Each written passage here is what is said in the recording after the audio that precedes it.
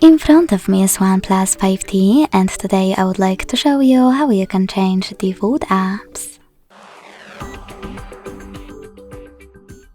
Begin by downloading your new defaults and opening Settings.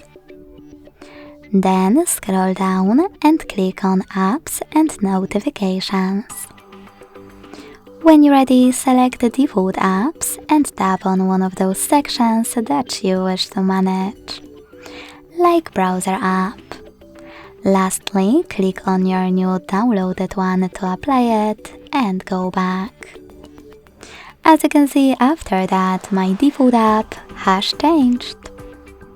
Thanks so much for watching. If you enjoyed this video, don't forget to leave a like, comment and subscribe. Bye!